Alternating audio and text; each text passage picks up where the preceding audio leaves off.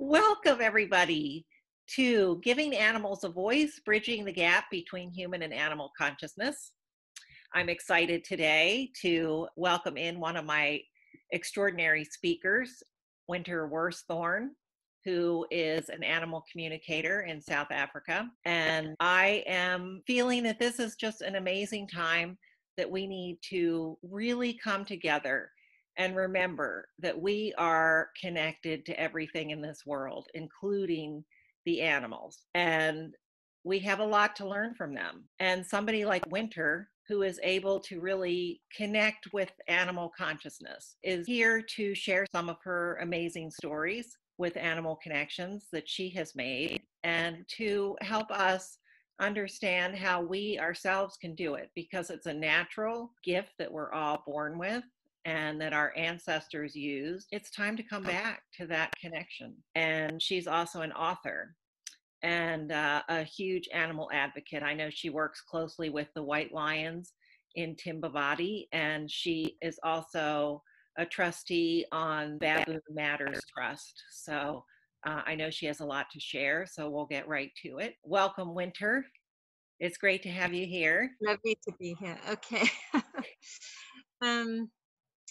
Well, it's wonderful to be here, and I think the timing is perfect for what you are sharing at the moment. It really is time to get into our hearts. You know, I've been doing this work for nearly 20 years now, and I don't think there's been tough times in my life where I don't think I could have got through without knowing about this heart connection with nature and the animals. And so I think that what I'd love to do for everyone who's listening today is just to do a small connecting meditation before we start getting into the stories, to show people how it feels to be in your heart space, to get out of the head space and into that heart space, feeling the unconditional love that you have, that we all have within us, but sometimes we haven't been shown it and we don't understand what it feels like. So if that's all right with you, shall we let's just go straight into it, and then we can start with our talk. I think that sounds fantastic. Let's do Wonderful. So if everybody can just make themselves comfortable, you can gently close your eyes. It's really good to have your feet firmly on the ground so that you feel the ground supporting you. And if you can hold your back straight. And then just take a deep breath in and slowly breathe out. And on your next in-breath, imagine yourself breathing in a rose gold colored light. And on your out-breath, imagine breathing out any heaviness, anxieties, or worries that may be with you at this time. And you might visualize those worries and heaviness as a dark, murky color that you're breathing out of your system. And then on the next in-breath, breathe in the rose gold light. And as you breathe out the heaviness, see the murky color transform into this beautiful rose gold light. It sort of sparkles in the air. And this is the symbol of unconditional love. Just take a few breaths like that in and out, and see and feel the heaviness transform into lightness. See the dark, murky colors transform into this beautiful rose gold of unconditional love. And then breathe that back in.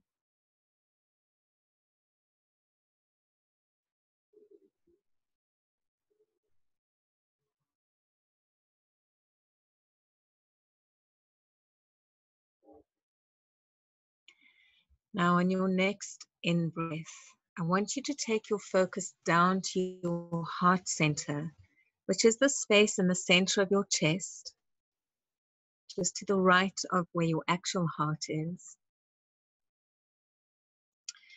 And I want you to breathe into your heart center. So you're almost imagining that you've got your heart center is a set of lungs, and the air that you're breathing is this unconditional love of rose gold light.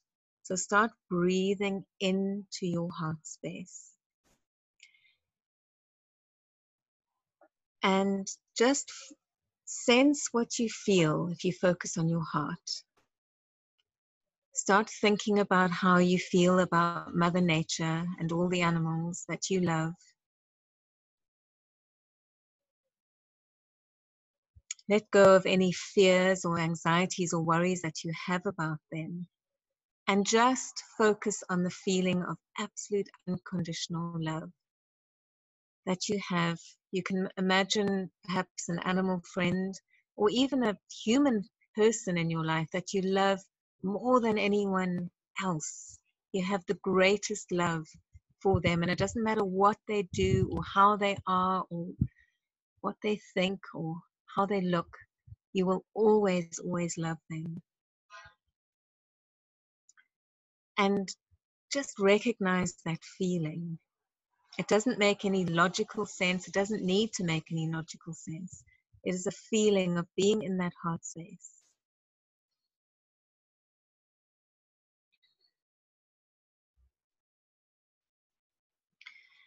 Now sense the love and support that Mother Nature has for you.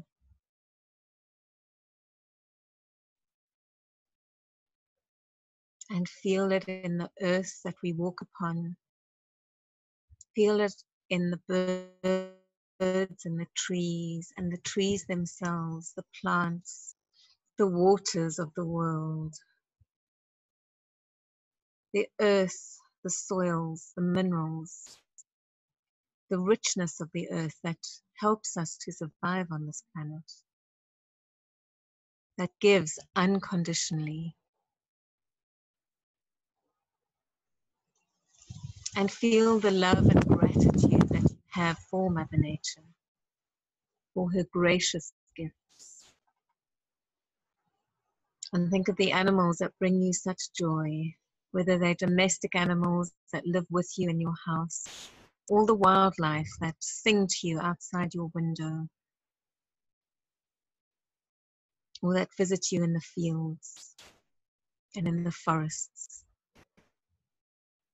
or even in the oceans. Now send that unconditional love that you have for the being that you most love in the world. Send that out from your heart center to Mother Nature, to all the animals that you can think of, to all the plants and the trees. You can start off with the ones that are perhaps near you, in your home, in the room that you're sitting in, and then extend it outside the room, and even include the insects in this, all beings, all life. And then move your focus outside the rooms, into the gardens around you, into the streets, perhaps into the other houses and apartment buildings, into the city. And send that love out to all the nature beings.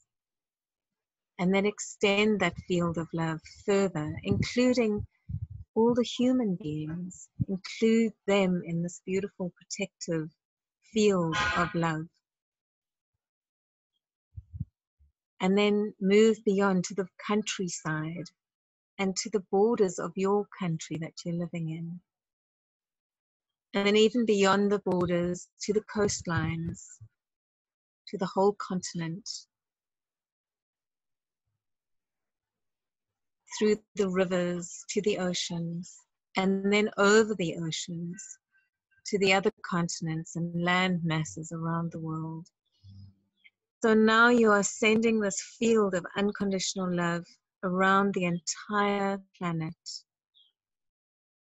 And there's no limit to this love. It doesn't stop. There are no boundaries. You can send it even further up to the stars, to the sun, and even beyond the sun.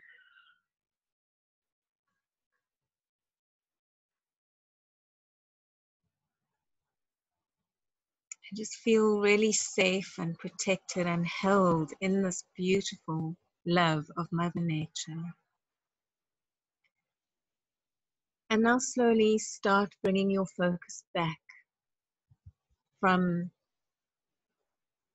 the sun and beyond the sun to the stars, back into the Earth's atmosphere, to the whole planet, to the continents that surround your continent, to the oceans. Thank all the beings of the oceans.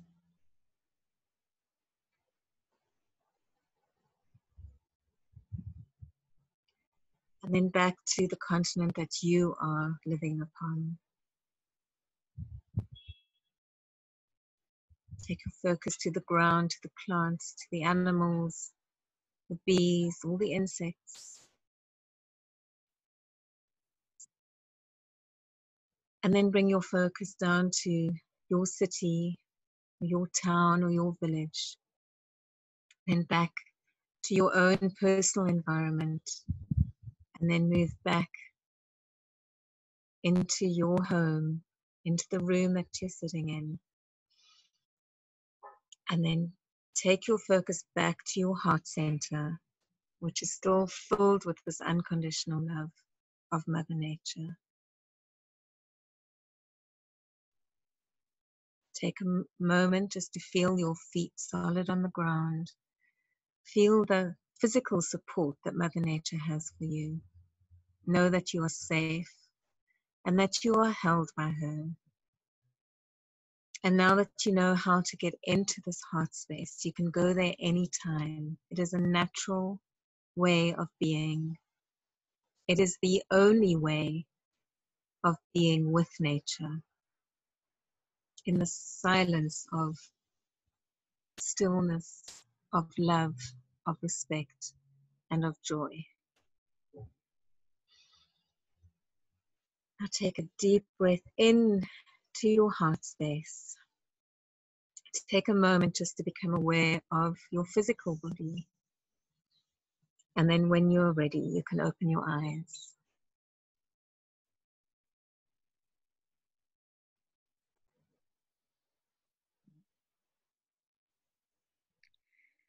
That was beautiful.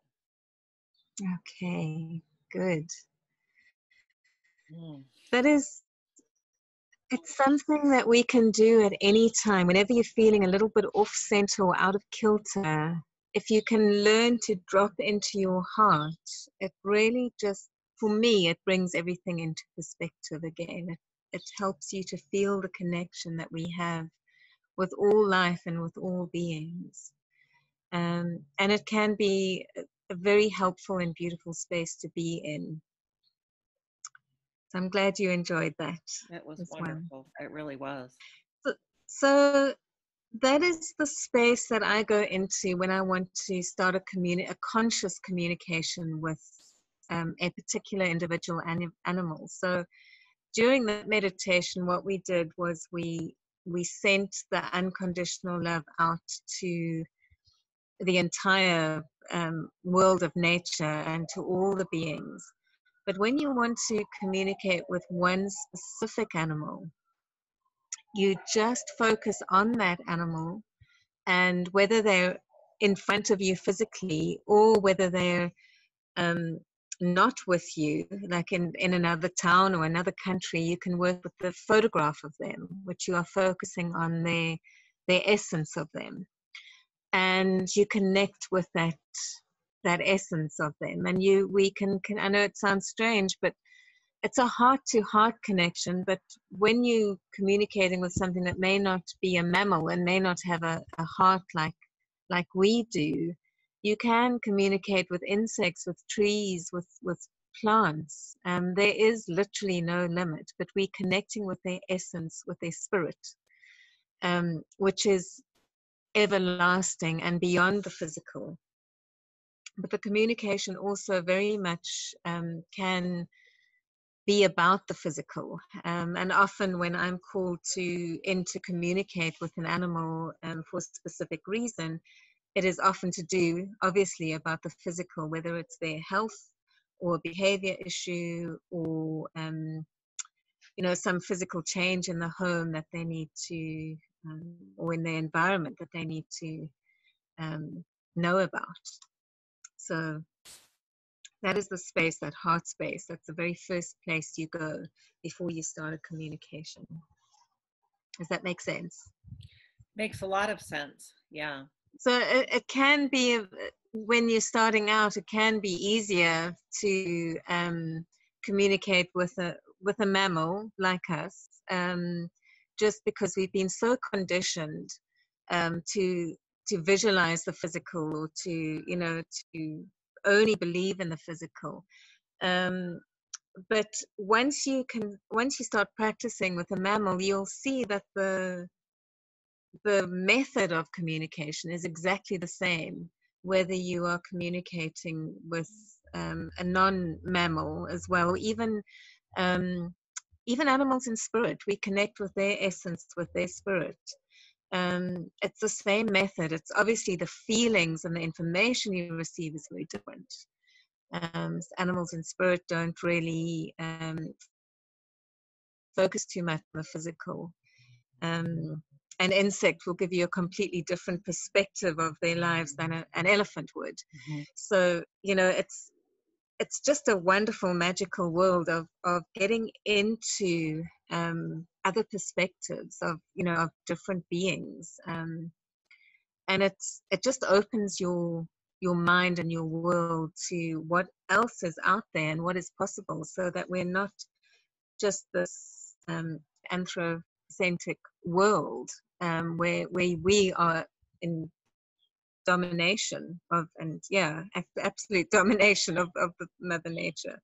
So it goes from egocentric to ecocentric, in order to work with everything and have an understanding of how nature works.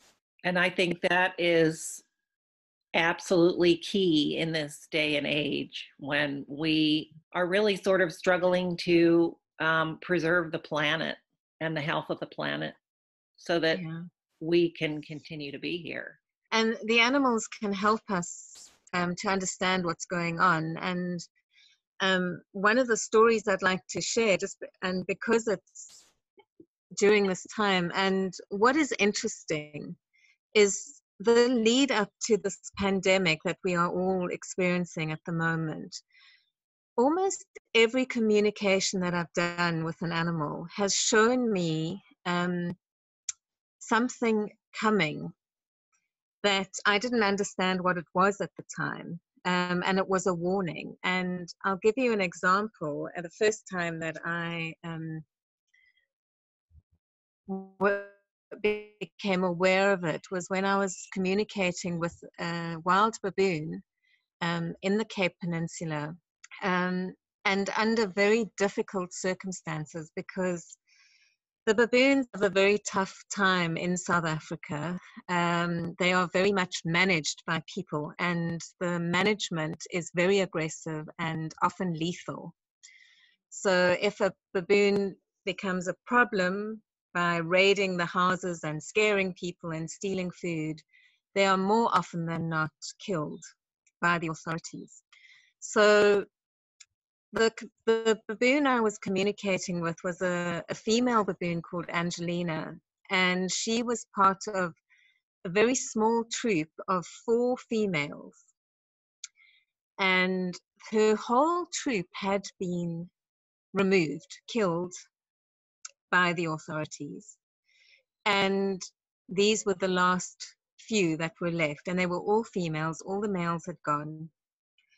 And the authorities were saying to the village that they either have to stop raiding, the baboons have to stop raiding, or they are going to be killed. So the village they were living in the village at the time because it was safer than in the big reserve that was next to the village. Safer for them because they knew where the easy food was. They knew the people that would protect them.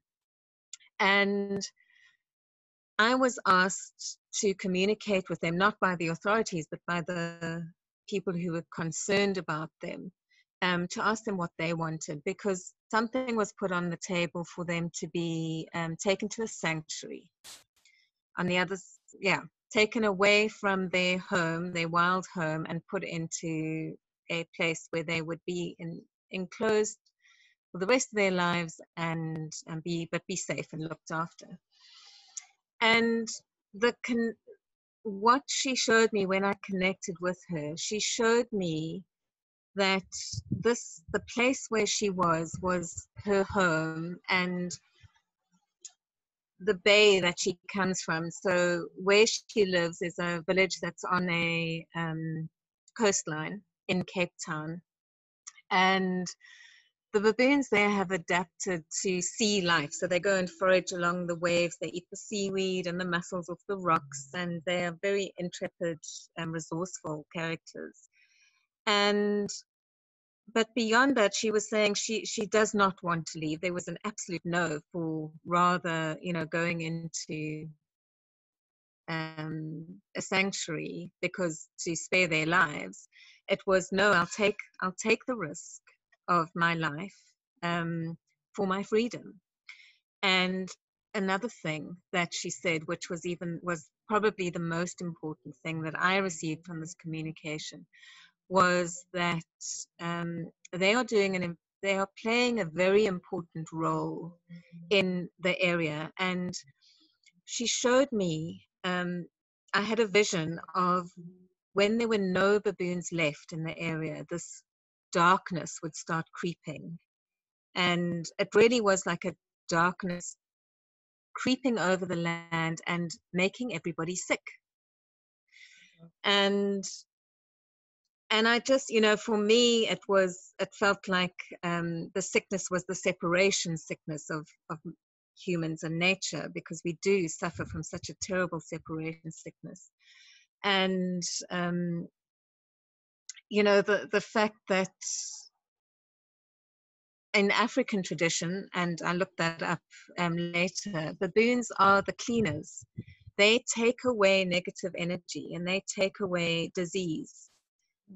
So in African tradition, and most of the tribes believe if a baboon moves through the village, you just need to let them move through. You mustn't harm them or kill them, because they are the ones that are taking away. They're like the medicine men of the animal world, the shamans. And this communication happened in July last year. And the story went on and on, and well, I don't know, unfortunately or fortunately, depending how you feel about life and death, their lives were spared, but they were taken to a sanctuary. So that's where it was only about a month ago, a few weeks ago, that they were captured and taken to a sanctuary. So they have been removed, but it was very interesting that the moment they were removed was when this pandemic started. And I just remembered this disease, this darkness that she showed me. And another communication I did with also a wild animal, a lion. She was very sick, and nobody could work out what was wrong with her. And she showed me a few physical things. So I got, she had pain in her teeth, and her stomach was very taut and expanded and very uncomfortable.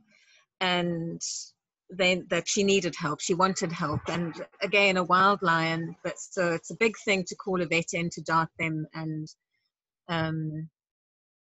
get help, but she really asked for help. And then the vet did come, and they discovered that she had sore teeth, which was making her face swell up. And she also had like a hookworm or a parasite in her stomach that was making her feel really sick.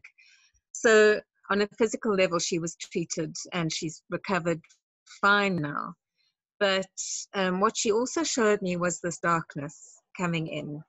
And it's just such a strange thing for me. And this was also just before this pandemic hit South Africa.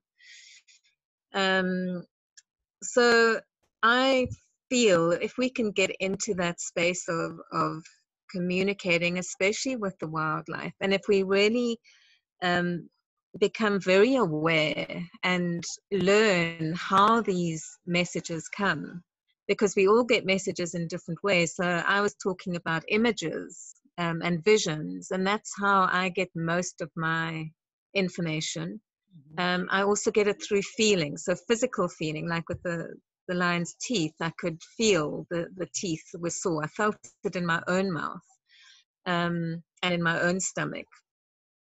But some people will hear words rather than see pictures, or um, actually, see words written on a paper, or there's so many, or smells and tastes are even a way of getting information from the animals. So it is an amazing tool to develop. And it is something that is completely natural for every person to be able to do. We've just been conditioned to believe that we cannot do it. Does that all make sense? And um, It absolutely does to me. I think there's so much that we just are not conscious of. And we have a tendency to dismiss anything that's not human as lesser than we are. And yet, I yeah. think that the animals are actually, and nature actually operating on a much higher consciousness than we are. Yeah. And, if you really look at it, who's creating problems in the world? It's not the animals, it's the humans. So, Mm, like, who is the higher consciousness, really? And we yeah. need to start listening to what they have to say. And I do believe, like you said, that they are also serving roles that we're not aware of that are so important to the world. I know I've heard that whales and dolphins and elephants are all, they've been holding the electrical grid of the earth, the ley lines of the earth for millions of years, waiting for us to sort of wake up and get with the program. Yeah, I would just love to see more and more people start to do this kind of connection, because Mm, there is so much that it would totally blow our worlds open. yeah. And it's not just that I've relayed stories about wild animals because I'm very privileged to be able to work with the wildlife that we have in South Africa. But our animal friends at home are just as wise, and they can teach us as much. And I'm thinking, they really know what's going on. And some of one of the funny stories that I like to relate is about a dog that her human was concerned because she kept on every night after this married couple had dinner.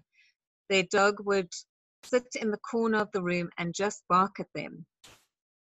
And she didn't know what was going on. She said maybe she's seeing spirits in the house, or there's something disturbing in the ceiling. What's going on? So when I connected in with her and I asked her what was making her bark like that, I suddenly got this ream of information about finances and money in the family, that the husband was hiding something from the wife, and that instead of sitting down and watching TV after dinner, they needed to talk. And they weren't talking. They'd have dinner and they'd go into the lounge and watch TV, and then they'd go to bed. So, I mean, it was quite a thing, to tell a stranger that your husband's got, isn't telling you something. But luckily, I've learned that you can be tactful about how you relay a message, but if you receive that information, you need to pass it on, because it's actually not your information to keep, especially if you've been asked to communicate with someone. And so I relayed it, and absolutely, the next night, she spoke to her husband and said, "Oh, what a funny thing. This is what Poppy the dog is why we believe she's barking." And he admitted that he had a huge tax bill that he wasn't able to pay, and he was stressing hugely. And they sat and they spoke about it and worked out how they were going to deal with it. And from that day on, Poppy the dog stopped barking at them every evening in the lounge. So even on that basic level, our animals know what's going on. Think concept about money, but they certainly do. They pick up on all our thoughts. They pick up on the worry, the anxiety. They know that, you know, money is needed to buy their food and to, they just know because they pick up on all our ways of being. So, you know, on that, even on that level, it's amazing how they can point things out to us in our own lives. Yeah, that's incredible. I took an animal communication class that really was centered on soul contracts that animals come in with for their human. They're the, you know, the human soul, the animal soul decide before they come into this life that they're going to work together, and the animals come in for a reason to that person's life. Definitely. I mean, they definitely do. And I think we do choose each other. All my animal friends, they've chosen me, it seems. Even if I've been out, going to look for, a rescue dog at the center, there's no mistaking the instant connection that you feel when it's an aha moment. Yes, this is the one, even though there's hundreds of beautiful dogs or cats that you could take home. And I don't enjoy going to rescue centers because I want to take them all home. But yes, there's those special connections that we have from lifetimes. I do believe that. And I've also been shown how animals reincarnate, sometimes with in a different body, different species even, to be with the same human in that same lifetime. And one of the cases that comes to me was a German Shepherd dog who was very, very close to his person. And he kept on showing me a Siamese cat. I kept on getting an image of a Siamese cat. And I said, what is the Siamese cat he keeps showing me? And she said to me, oh my word, he reminds me of the Siamese cat that I used to have that was, just my baby. And so I communicated with him and asked him, what was his connection with the Siamese cat. And basically he was saying, I am that cat, but I chose to come into this form so that I could protect my human better. And it was really interesting because she lived on a very isolated property in the north of South Africa where there was a lot of crime. So he was, a Siamese cat can do damage, but a German Shepherd can probably, would stop the criminals from entering the property. So he chose to be in that body so that he could be more protective on a physical level. And I just found that fascinating. And she, the fact that she recognized that and she thought, no, how can a dog remind you of a cat? What cat would choose to come back as a dog? I always think as well, but they do. They can. Well, I've always said I wanted to be reincarnated as a cat in a great house. That would be the best life ever. Yeah. That's what I definitely for. But they do take on, cats are amazing at taking on negative energy and protecting people from negativity. And yeah, they are powerful beings. Not, all animals have their roles, I think, on a physical and an energetic level. But it's amazing to see how they can flow between species as well. And I always say, often in my classes, my workshops, my students will say, is it possible that I think one of the questions was, is it possible that a soul could be in two beings at one time? Huh. And I say to them, if you can think it, it's possible. There are no limits to this work. Everything is possible because we live in a quantum world. We live in an energetic world where molecules can shift however they want to.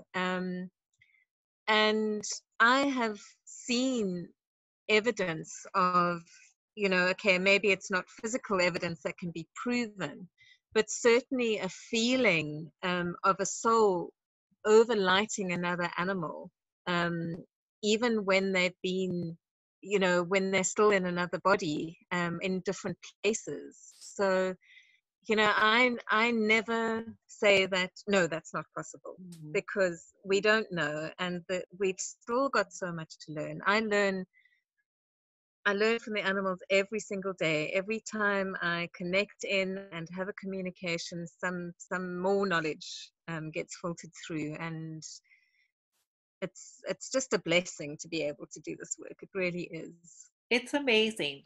But let me ask you a question. How do you know that you're not making it up?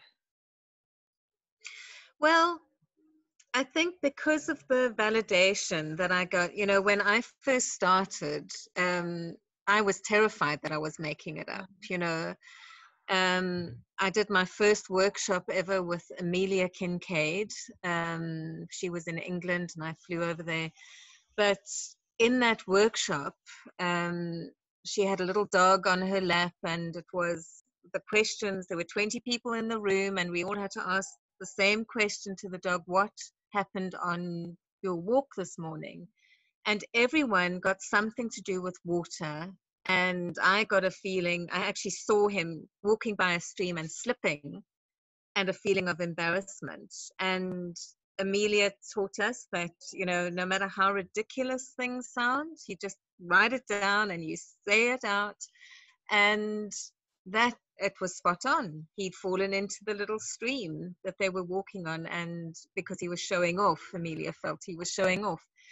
So, and that's embarrassed, he was acting very embarrassed afterwards. So I thought that was my wow moment. That was like, wow, it works, I can do it, And from that moment on, I spent nearly 2 years practicing with different people's animals. I'd get people to send me their photographs of their animals, and I would just practice without charging.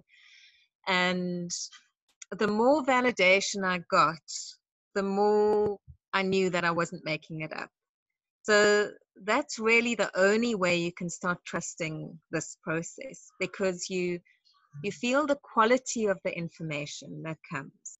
Because there are times that you could be off and the information is coming from a different place, like from your logical mind. If you're not completely in your heart, and you start thinking and doubting, and you write something down and it's completely off, and you think, oh no, I can't do this.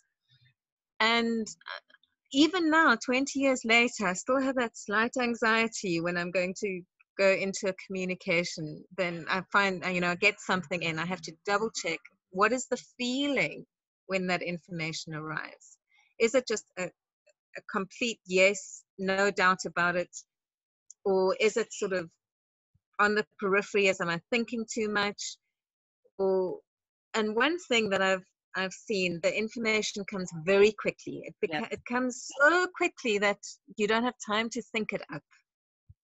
So if the fact that you're not, it literally comes so quickly that you haven't actually managed your own thought. And what I also do before I start the communication, I set the intention to have a clear, concise communication with this specific animal. And sometimes if I'm feeling disturbed by outside energies, I'll visualize that rose gold field of light in a cocoon around me and the animal, so that we are protected from any other outside energies. It might even be someone else wanting to climb into the communication to get, because you're in that open space. Right. So it is important to do that when you go into your heart space, to feel that I use the rose gold light because it is the symbol of unconditional love for me. Some people will use a silver blue or a warm golden yellow light. But whatever comes to you, use that light as this kind of protective layer, um, and put the intention out there that only the relevant information that you need will come to you at that time. And that I find very helpful and very valuable to do as well. Yeah. Yeah. The speed with which the information comes in, like you say, it's so fast that it can be dismissed so quickly because, and a lot of times I found that if I'm wanting to ask a question, the answer has come before I've even asked it. They anticipate what information you're going to need, and so you're getting it before you even get your question out. And it's really hard. Like for me, I know it takes practice, but for me it's really hard to keep up with how fast things are coming. And so, you know, you get a flash of something and then it's gone. Yeah. Yeah. So what I do when I'm even, you know, even if I've had a client that has a list of questions for me and wants to know specific things, I don't even look at the questions. I'll just go into an open communication, and you know, you can start off. For me, I just go into the heart space, ask permission, and then it starts flowing and flooding sometimes, and I write it down. I always write it down. I've tried recording it as it comes, but that doesn't work for me. I actually have to write the words down on the page. So I can barely read my handwriting afterwards sometimes. It's so quick, but it helps to kind of bring it out of there and into reality, into the physical reality. But yeah, so writing down and not looking at the questions, because then what you'd normally find once you read over the communication, you'll see that most of the questions would have been answered already, because the animals, in some, you know, they know what their humans worried about and they want to give the information, especially the relevant information that they themselves are concerned about. You know, they might not be worried about I don't know, the dog next door barking, but the human's worried about it. So that might not come up in the communication until you ask the question. But all the relevant information comes in that first open session that you are in. And sometimes you can do 2 or 3 sessions. I basically do one session. It lasts about half an hour, depending how much or how important the information is that comes through. But more often than not, it's about half an hour. Some people will go back if I feel like I haven't had enough information in that half an hour. I'll go back and try and find if there's any more to tell.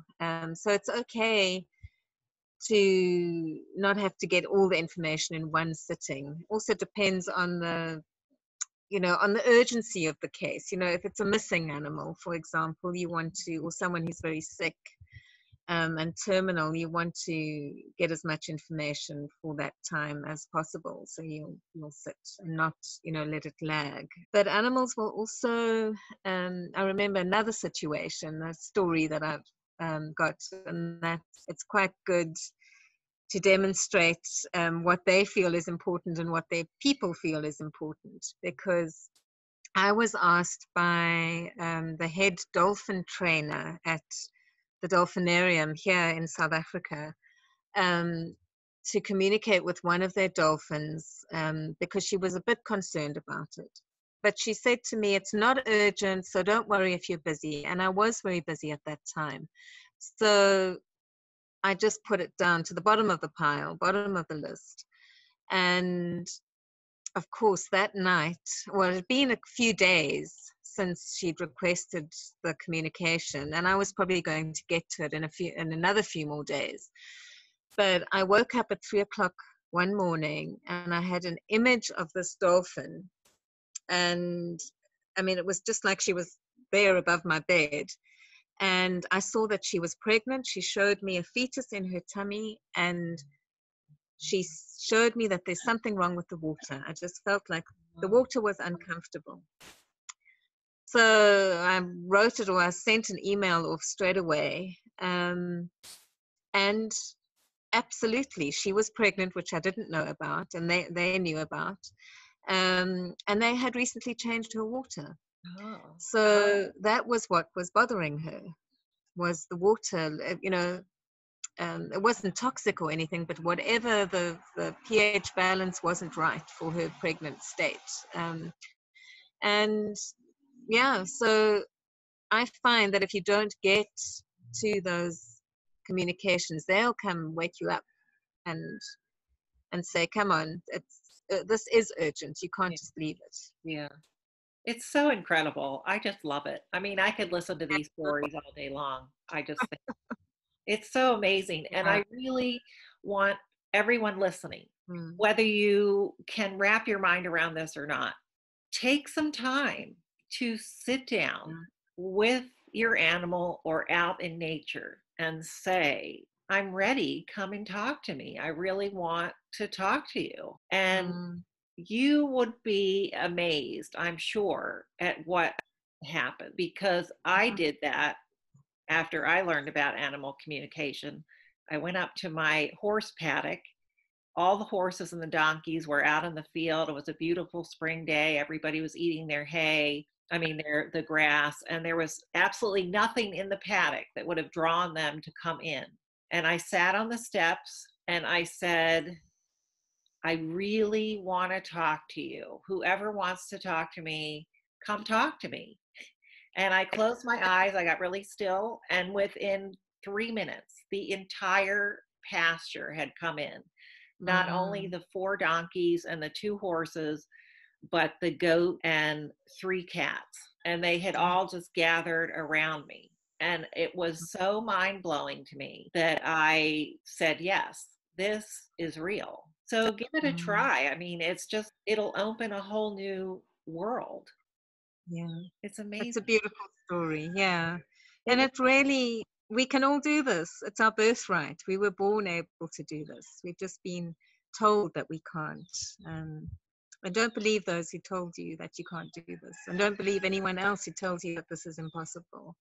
It is so real. And I don't think there's going to be many more years before it starts becoming recognized by the scientists that this is something that needs to be considered. Right, right. I think the whole scientific thing is so funny because everything needs to be proven scientifically for people to believe it. But scientists don't study anything unless there's enough anecdotal evidence, unless there are enough stories being told that make them say, oh, maybe we should study this and see what's going on. Yeah. So for me, I really feel like the mystical is always going to be way ahead of the science. Yeah. Absolutely. Absolutely. And I think that's so amazing. I love it. Yeah. I just love the whole magic of it, and the possibilities are endless, just endless. So listen, I have loved talking to you. I could talk to you all day, but I don't want to keep you here any longer. I want to say you do have a website. It's called animaltalkafrica.co.za or ZA, and definitely check that out because Wynter has an amazing online academy, beautiful courses, and she also does special trips to see the white lions of the Global White Lion Protection Trust, which is a magical experience in itself. And I wanted to say, I think you also have a gift for people that have clicked in. Yes, so there's my meditations for the animals. It's about 8 meditations that will get you into that space and connecting with specific animals. So it normally goes for about $10. So that is my gift for everyone listening here. And also for the next few months, I'm giving 25% off my Animal Talk Africa Academy, the online academy, just to get people through this quiet time of where we need to go into our heart, and just to make it a bit easier and share the load, because we don't know how long this is all going to to be. Hopefully, we'll be in our hearts forever from now on. And things are changing very rapidly. So that's another, yeah, 25% off, and you can just click on my website and all the information is there. That is fantastic. That's so generous. Well, I really, really appreciate it. It's been such a joy to connect with you. And yeah, you've been so generous with your time, and your Wow. stories are just wonderful. Thank you, Jenny. It's really something that I feel passionate about sharing, and it's something that we all need to know about. So I'm very happy to give my time for it. Thank Well, you. yes, I definitely appreciate it. Definitely do. And I know everybody listening will have enjoyed all your stories. Lovely. Thank you.